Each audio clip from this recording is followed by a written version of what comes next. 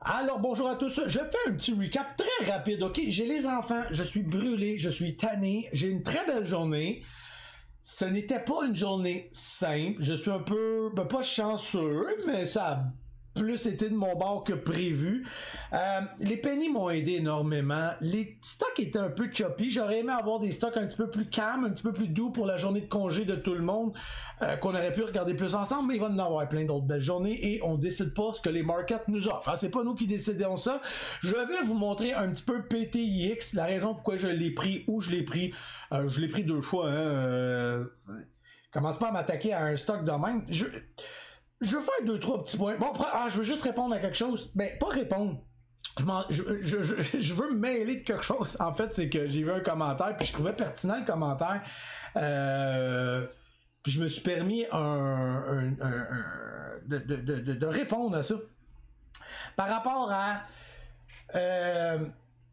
quand je suis dans un stock, ou quand je prends un stock, oui, les feelings, les sensations, les émotions...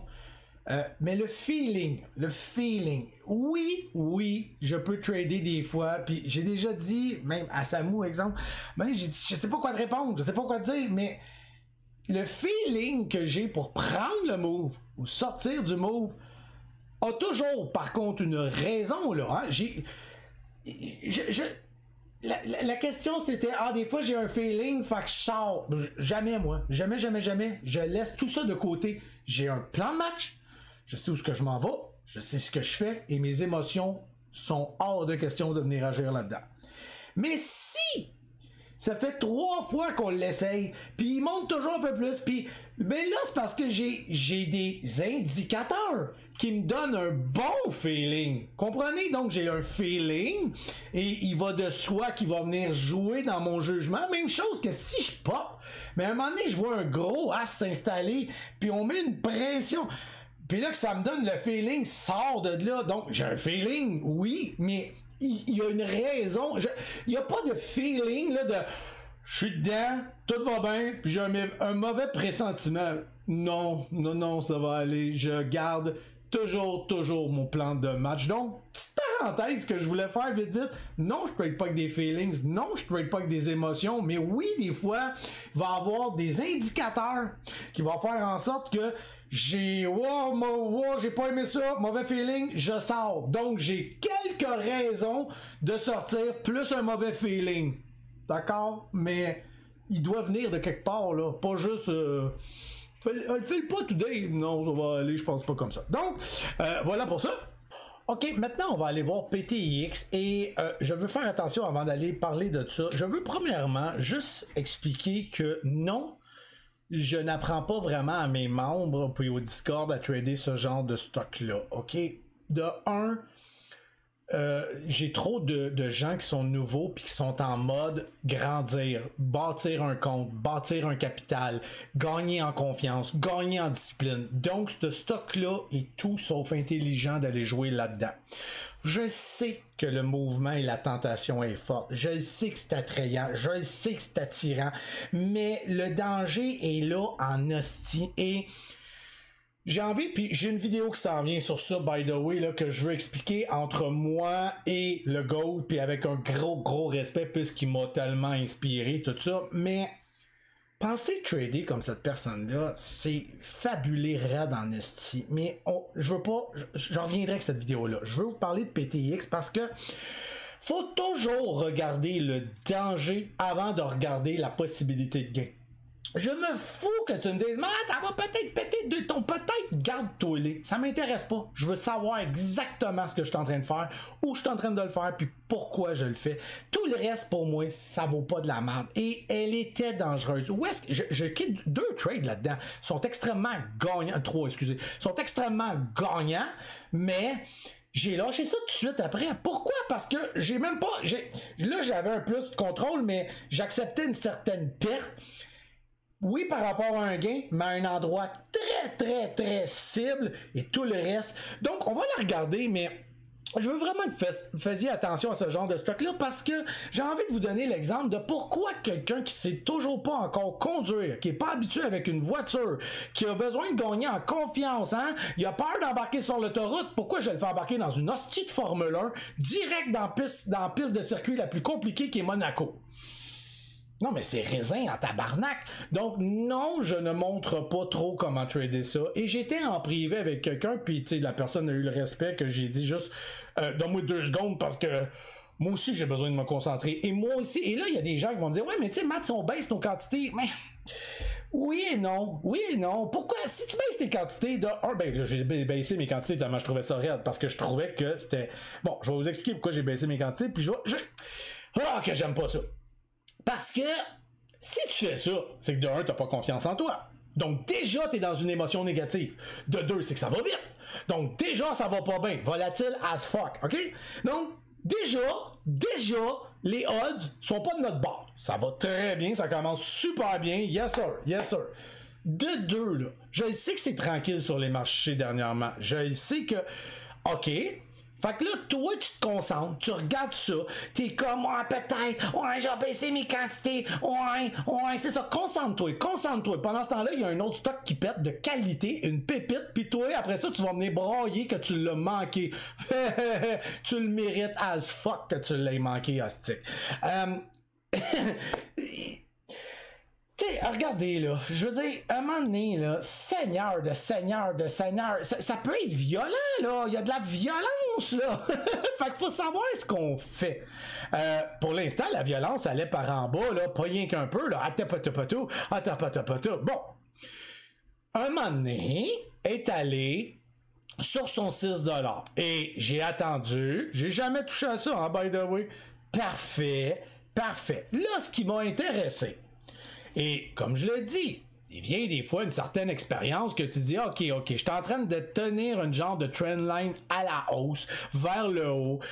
J'essaie de faire des breakouts. Ok, j'ai peut-être quelque chose. J'ai de plus en plus de volume qui arrive. Et là, je viens de dire dans ma vidéo des feelings, ben c'est ça, là. Il y avait un petit quelque chose avec des odds de mon côté qui ont dit, ok, Matt, t'es sur un chiffre rond. T'es sur le 6$. On vient de passer, et je vais vous le mettre en 10 secondes parce qu'il est un peu plus clair. Cette ligne-là, c'était pour montrer tantôt, je l'ai expliqué dans le Discord, mais on est arrivé ici. Et là, je voyais que ça tenait. Et là, j'ai fait comment? OK, on tient à quelque part proche du 6. OK. Et ma raison a été d'accord. Si je te vois aller gober un peu de 6 ou te rapprocher, je m'essaye, mais dans un mouvement en hausse, là, je m'en vais pas chercher ça sur un support, hostie. Tu peux mourir, là. Je l'aurais jamais pris ici, là, ça, j'aurais eu ben trop peur. Et quand je l'ai pris, j'ai fait, ok, t'es venu toucher un point, tu reviens. Donc, dans le fond, mon support était ici, ok? Et il est venu toucher, revenu tout de suite. Et là, j'ai senti qu'il y avait un petit quelque chose qui voulait le push, puis j'ai fait, m'a rentré l'eau chère. Mais je suis concentré dessus parce qu'il n'y a rien, puis... Mais c'est là. Toi, t'es nouveau, tu commences, tout, t'as peut-être pas... Tu sais, en plus, on a des plans établis. Le risque, et puis là vous allez voir là, mon risque ratio est dégueulasse parce que quand je l'ai pris la première fois, j'ai fait il y a un petit push, go, je l'ai pris. Et tout de suite j'ai fait oh boy, sors de là. J'ai un micro gain et ça drop. Si t'es pas habitué ou tu connais pas trop ce que tu fais ou tu sais pas où tu t'en vas, ben j'aurais pu aussi faire floc, mais j'acceptais moi ce risque-là. J'ai des beaux capitaux, j'ai des beaux risques-reward, moi. Moi, quand je trade souvent, là, je suis green, là. Fait que je peux me permettre un petit quelque chose. Celui qui débute, qui commence, qui veut gagner en discipline, en confiance, en capital. Hey, ça va ta vie? Quand elle a été rejetée ici, elle me l'a fait une deuxième fois. Elle a tenu et elle est revenue encore. J'ai fait OK, tu veux pas crever. Il y a quelque chose qui se passe. Donc, je suis resté très, très en mode observation. Et quand elle est revenue encore, ici, je suis venu la rechercher. Petite frousse légère, j'ai fait OK. Et j'ai été très clair que mon in, j'étais prête à manger facilement. Je le dis là, le mot là. facilement over 30 cents. C'est énorme, 30 cents. Et je savais là, ce qu'elle pouvait apporter, mais ça reste que c'est 30 cents. Puis quand tu débutes en trading, quand tu commences, ben, comme je l'ai dit, c'est que tu mets ton focus sur quelque chose de dangereux, de volatile, de compliqué, que tu vas peut-être pas avoir d'autres stocks pour t'en remettre ou te relever si elle va pas de ton bord. Et tu dois être rapide sur l'exécution. On n'a pas les brokers pour la rapidité de ça. Tu dois juste être très vigilant et comprendre ce que tu fais. Et avec beaucoup de respect, je sais qu'il y en a plusieurs qui encore sont pas dans la maîtrise de ce qu'ils font là. Donc j'ai pas trop le goût des fois dans mon Discord de parler de ça. Je le regarde, ça me dérange pas que le monde le trade. Ça le regarde, qu'est-ce que ça me regarde pas? Et personnellement non. Ici, je t'ai pogné un hostique de move de wow, tu sais, donc mon in, je venais de faire quelques tranches de petits bacon et puis boum, on est parti et puis let's go et j'ai commencé à tout flusher puis à faire comme ok, c'est déjà parfait pour moi, c'est déjà assez. Ça ici, j'ai pas rien de... Je me souviens plus.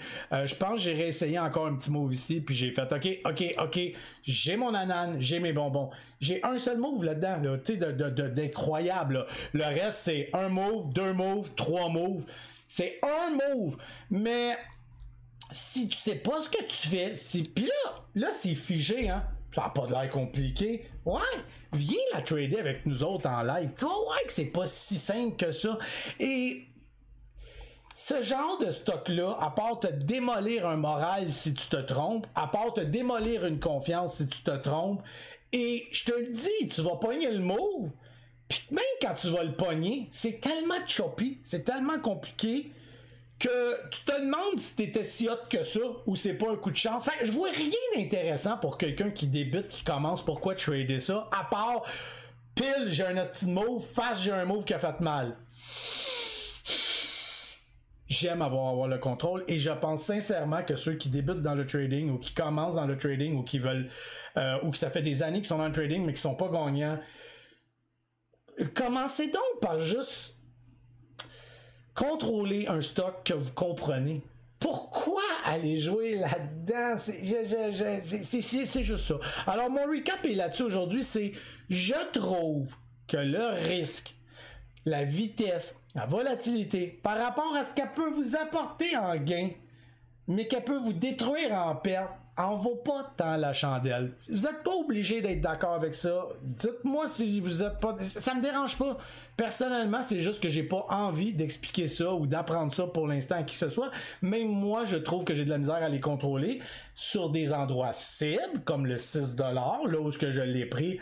Fine, faisait déjà un beau moment, tombé en petite console, j'attendais le push, je voyais le vouloir, je me suis fait avoir la première fois, mais ça a fini quand même avec un gain, et j'ai compris que ça voulait...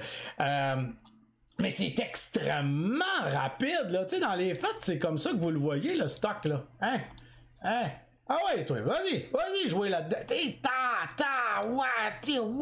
Ça va très très vite. Si je le mets en 1 seconde, c'est hallucinant. Donc, c'est pour vous. Vous faites comme vous voulez. Mais je tenais juste à expliquer pourquoi je... Ah, puis là, c'est trop loin d'aller le chercher, là. Bref, voilà pour ce qui est de PTX. Ça m'a donné une journée incroyable. Mais j'étais prêt en... Écoutez, là, tu rentres, admettons que je rentre 3000 shares là-dedans, là, puis c'est pas ça que j'ai fait, hein, by the way, j'ai baissé mes quantités, là, oubliez ça, là. Si je rentre 3000 shares là-dedans, puis ça va pas de mon bord, ça touche mon max loss of the day, one shot. Si ça pogne 40 cents dans le trou, 3000 shares, 40 cents, ben c'est pas tout à fait, mais pas loin de mon max loss of the day. Wow! C'est le fun en tabarnak. Tu sais, fait que je suis pas encore prête à aller jouer dans ce genre de choses-là. Je trouve que je mets énormément d'énergie là-dedans. Je mets trop de focus là-dedans. Et je peux manquer des moves qui valent un contrôle absolu avec une volatilité plus plaisante et des gains très intéressants, même si ceux-là sont hallucinants. Les pertes sont hallucinantes, les gains sont hallucinants. Je préfère aller dans des pertes acceptables avec des gains super le fun. OK? Comme ça, je le vois. Merci, passez une belle journée. Ciao, bye, peace and love.